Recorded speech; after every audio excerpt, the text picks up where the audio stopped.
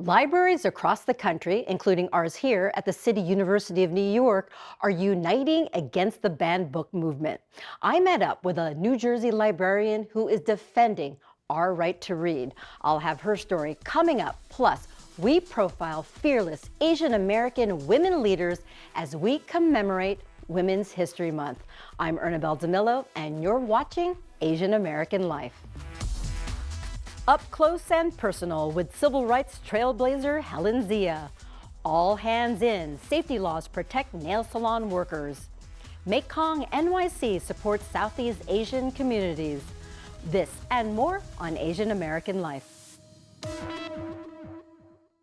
PEN America has recorded 7,000 instances of banned books in 2024-2025. Classic books, including this one, To Kill a Mockingbird. And it is the librarians who are increasingly finding themselves on the front lines against censorship. I met up with one of those fearless librarians across the river in Hoboken, New Jersey.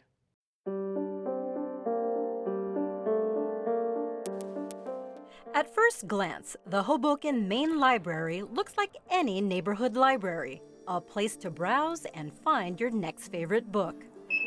But check it out. This library is also a book sanctuary. Very simply, we believe that every story should have a place in a library. We believe that every reader should have the ability to choose what they want to read. City leaders in Hoboken are responding to the rise in book bans across New Jersey and nationally, becoming the state's first ever book sanctuary city. It was a bold move that put the library and its director, Jennie, in the media spotlight. Nearly 50% of the titles that are being challenged are about LGBTQIA stories and voices. So we would love to see book sanctuaries all over the country, not just in New Jersey and Chicago and Florida, but everywhere, so that these voices, their stories, are told. I met Pooh on her home turf at the city's main library on Park Avenue. Pooh came on board as director back in 2021, just as the 130-year-old historic building began a multi-million-dollar renovation.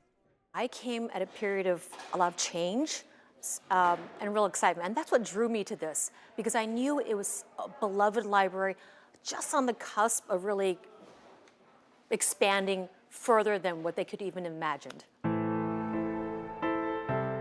What Pooh did not imagine was that she would find herself in the middle of a culture war. Book bans were and are on the rise at libraries and schools across the country. In June 2023, the library faced criticism and online attacks from conservative groups when they hosted a banned book readathon that included LGBTQ+ themed books, along with a drag queen story hour. Drag queens read to children this morning at a public library in Hoboken, despite calls to ban the controversial reading. But Pooh did not shrink back from the backlash. Instead, she led the Hoboken Library to become the first in New Jersey to declare itself a book sanctuary. The city followed suit, and now close to 40 New Jersey towns are book sanctuary cities. I just think this is a universal value, and it's so fundamentally American. Like, this is who we are, right? You should be able to have the freedom to choose what you want to read and how you think. We provide access to that. Pooh also helped to pass New Jersey's Freedom to Read Act, cementing protection for intellectual freedom and to support library staff when books are targeted for removal. Her tireless advocacy led her to be named Librarian of the Year in 2024 by the New Jersey Library Association. Did you expect to even be that kind of activist as a librarian? No, and I would say most of us didn't. We didn't go to library school to kind of be the poster face of this. But we've risen to this, and what I think is so great about this movement is because it actually speaks on the majority. I call it the silent majority. You have a loud minority of people who want to tell you how to read, tell you how to think, tell you what to read, whereas most people don't believe in that. And so that's the stance we've taken, is we're kind of, just uplifting the silent majority. Pooh, who grew up in Washington State, did not set out to be a librarian. She majored in Asian American Studies at the University of Washington and worked at Wing Luke, an Asian American museum, then in tech. But later in life, she decided to make a change. She went back to school and got her master in library science at Queens College. Like many immigrant children, the library was her happy place. When I was a kid, my mom would take us to the public library to check out books. And my parents are first-generation Americans, and my mother couldn't get enough of this. So I grew up, really, my love of reading came from going to the public library, getting recommendations from our librarians there, and why I might be interested in reading. And so it's great to come full circle. Here I am directing a public library. And she loves being a librarian. She wants to make her library more than just a building to borrow books. At Hoboken, they offer classes like Tai Chi and Mahjong. You could find hygiene and winter care kits, no questions asked. You can go to the Library of Things and borrow things like sports equipment and household items. And yes, that's a unicorn cake pan. They have book lockers for people who can't make it to the library on time. And they recently opened a makerspace where patrons can create and print everything from posters to 3D sculptures. The space pays homage to the library's original dual mission, serving as a training school for adults and a traditional lending library. If you haven't gone to a public library recently, go stop by and thank your librarian. And we just want to say thank you, Jennie Poo. For Asian American Life, I'm Ernabelle DeMillo.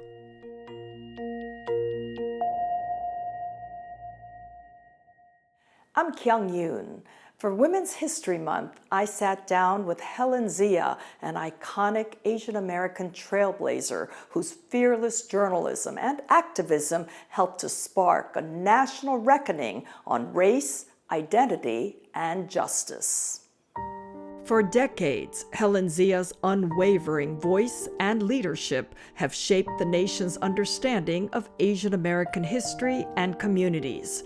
In 1982, she was a young reporter in Detroit when 27-year-old Chinese-American Vincent Chin was killed by two white men who walked free without ever serving a day behind bars.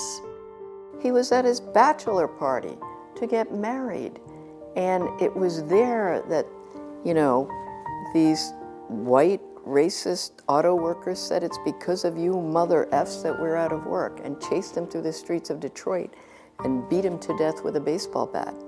And his 400 wedding guests went to his funeral instead. Helen Zia emerged as a key voice in the fight for justice after Chin's killing. Her reporting and advocacy helped push federal civil rights charges against the men responsible for his murder, transforming a local tragedy into a national civil rights movement. And it was the ability to tell the story because Vincent Chin's mother, Lily Chin, was willing to speak up. When she would tell the story about, this was my child, this was my only child. Why do you see storytelling as being so important to advancing social change? We can tell people about the data, the facts, the this and the that, but what grabs people and sticks with them is the story about what happened to somebody who was like their own, cousin or niece or nephew or grandma, grandpa, or their neighbor, and that they can relate to it. That's what we humans remember. And I've seen that over and over again. It's the reason Zia has spent her life fighting for Asian American stories to be told and for Asian American history to be understood, not erased. I grew up in South Jersey. Can you tell that he grew up in North Jersey? And last fall, that commitment came full circle in New York, where she helped inaugurate the new Helen Zia Deputy Director of the Asian American Studies program at CUNY's Hunter College. Dr. Daniel Wu, the first to hold the title, joined her in an inspiring dialogue at the Roosevelt House Public Policy Institute. I think building something durable, institutions that can make a difference, that's what we have to be doing, because I think in this period today we can see how things can get eliminated and erased in a moment. Having institutions built and having Asian American studies, ethnic studies, Black studies, Native American studies, women's studies, all of these things be a part of what it means to understand America. It's critical. Zia is also an award-winning author. Her latest book, Last Boat Out of Shanghai, was named one of NPR's best books and was a finalist for the 2020 PEN America Prize. Her first book, Asian American Dreams, chronicling the civil rights struggles of Asian Americans, is a staple in classrooms across the country. She also co-wrote My Country versus Me with nuclear scientist Wen-Ho Lee, who was falsely accused by the FBI of espionage. Today, Zia leads the Vincent Chin Institute, which she founded in 2023 in the resurgence of anti-Asian violence during the COVID pandemic. I felt and others felt that we needed to really take the lessons that we learned, 40 years earlier when Vincent Chin was killed, about how communities came together, how we did tell stories that made people see the connections that we have. Every group, Black, white, Asian, Latino, come together to fight for justice. And Helen Zia reminds us that making a difference doesn't require grand gestures. It can be as simple as writing a letter, starting a conversation, or joining a march. Every action, no matter how small, has the power to create change. I'm Kyung Yoon for Asian American Life. I'm Vivian Lee, here at a Brooklyn nail salon. About a decade ago, there was a series of news reports that highlighted the dangers for nail salon workers working in this environment because of toxic fumes as well as airborne particles. And that instituted a series of regulations for new ventilation systems to be installed. But there are thousands of nail salons in New York State, and compliance is not easy or cheap. How expensive? I had to spend $30,000. $30,000 Yeah. to install a ventilation system. Yes. And you got a certificate of compliance. Yes. Nail salon owner Tina Zheng displays that certificate right at the entrance. It's the result of an industry reckoning that began in 2015. The price of nice nails is the first in a series of stories about the industry in New York City, the nail salon capital of the world. A New York Times investigation stripped the gloss right off of a multi-billion-dollar industry that's competitive but takes its toll on nail salon workers. Wage theft, harassment and discrimination, hours-long shifts with no breaks, and unusually high rates of cancer and reproductive health problems. They're predominantly female, immigrant, and non-English speaking. Kang, a nail technician for nearly a decade, does not want her face shown for fear of reprisals. She's worked while pregnant in a salon that still does not turn on its ventilation system to save on the energy bill. Her son's birth was a complicated delivery. Now 5, he's been diagnosed with autism spectrum disorder, and Kang is seeking treatment for a painful cyst on her chest.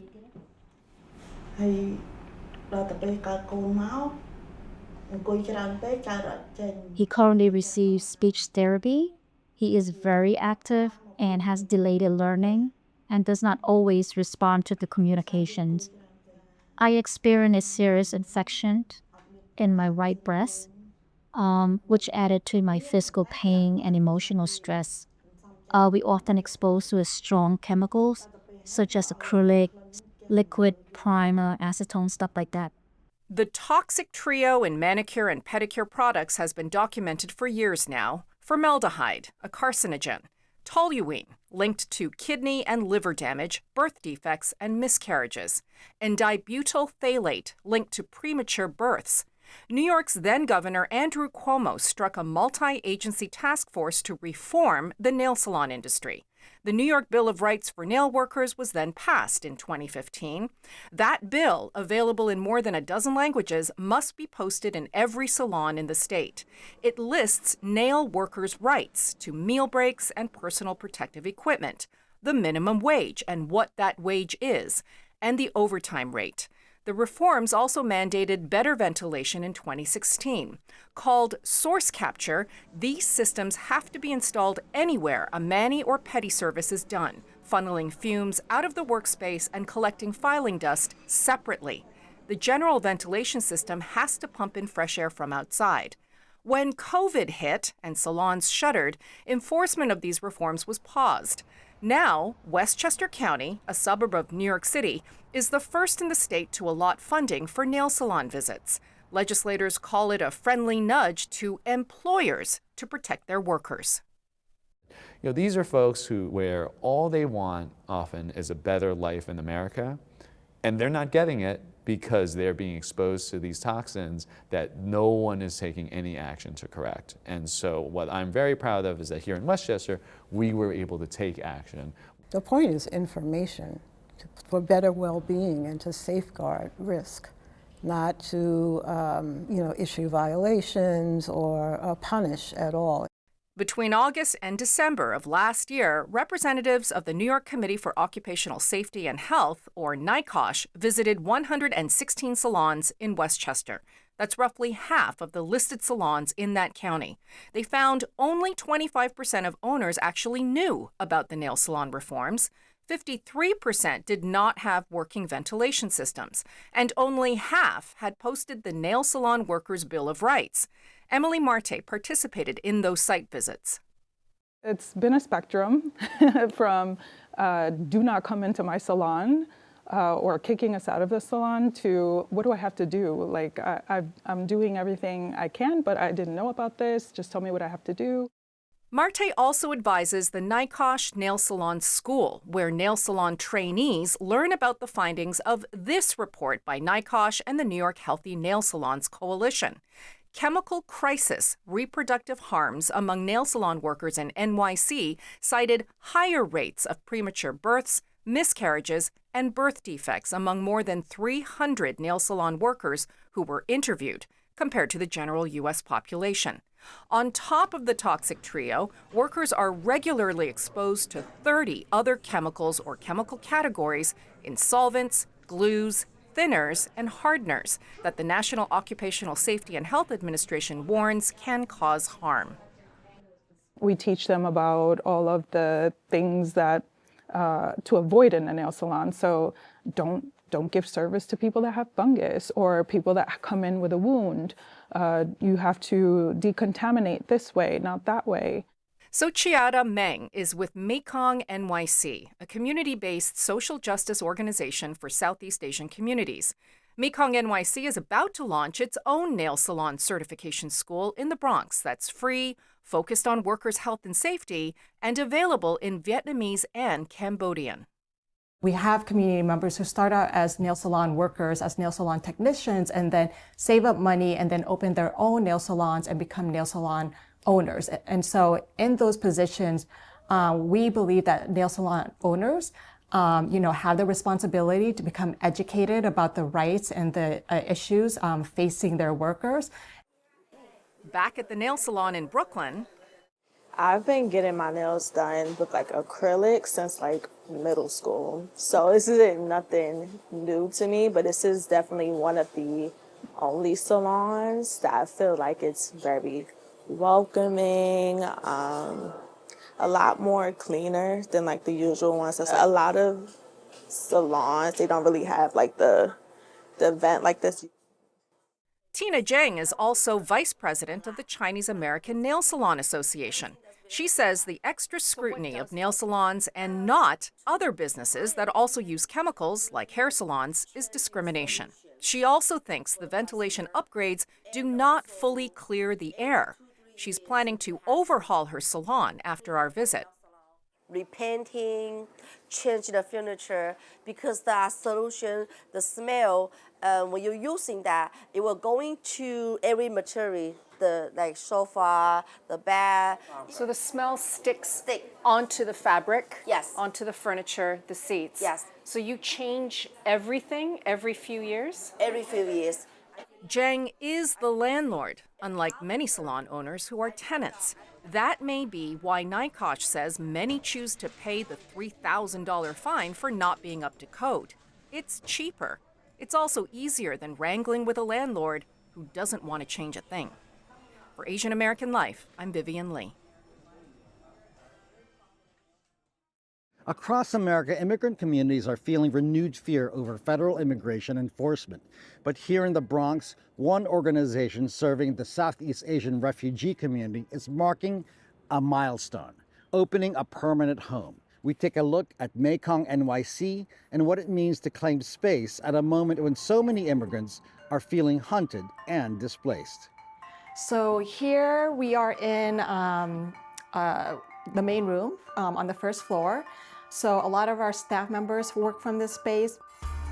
For thousands of Southeast Asians in the Bronx, this building is more than Mekong NYC's new headquarters. It's proof that after decades of displacement, they are still here. Mekong NYC's executive director, Socheatta Meng, gave us a quick tour. Our mission is to serve and uplift and to build power within the Southeast Asian refugee community.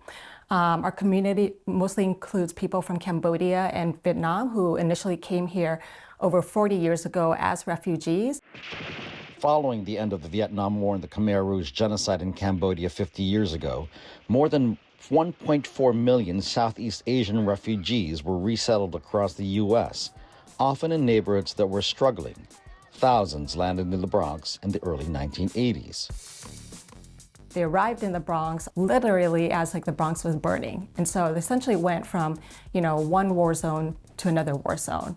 But, in the last 40 or so years, the Bronx has been the home to our community members. And this is the home, the place that they know. But for a community that fled violence and repression, fear again is shaping daily life. ICE is terrorizing immigrant communities across the country and across New York. People are afraid to go out. People are afraid to go out to the grocery store, to drop their kids off at schools. People know that, critical programs and resources that they rely on are going to be getting cut. So it is a really terrifying time for our community. Under the second Trump regime, organizations like Mekong NYC have been busy. The number of calls from community members who are seeking support for their cases has essentially just skyrocketed for our organization. Sometimes they have, past criminal convictions, which is the reason for why they're facing deportation. For years, Mekong NYC organized to prevent deportations of Southeast Asian refugees.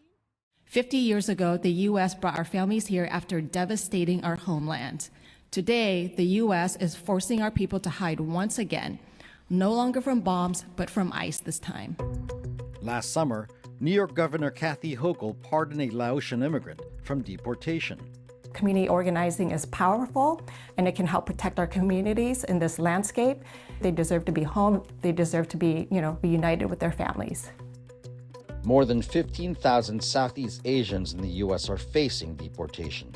Last year, ICE deported more than 158 Laotian and Vietnamese refugees on Memorial Day weekend. What we've seen within the Southeast Asian community is that a lot of our folks, grew up in very, very under-resourced communities where people face systemic poverty, people face the struggle to survive, people face over-policing. And so a lot of these conditions essentially set people up to become entangled with the criminal legal system. And in a lot of cases, people have already served their time. For Meng, this work is personal. Her own family fled the Khmer Rouge in Cambodia.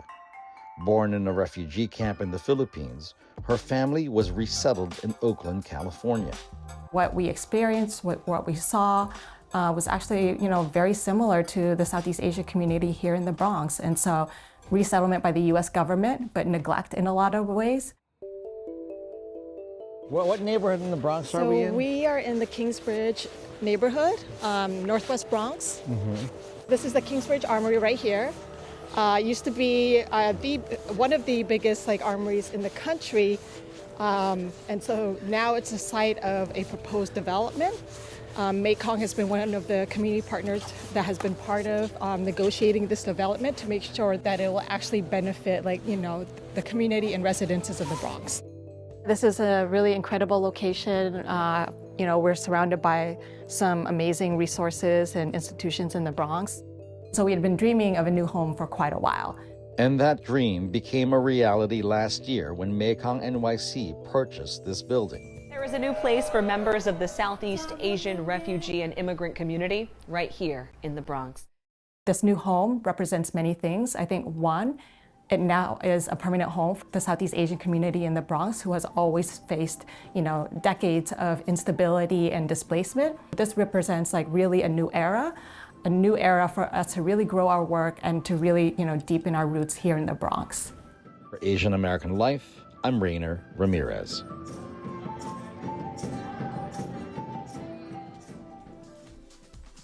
That's our show for now. If you want to learn more about all these stories, be sure to follow us on YouTube, Facebook, and Instagram at Asian American Life. And don't forget to download the CUNY TV app so you could watch us on the go.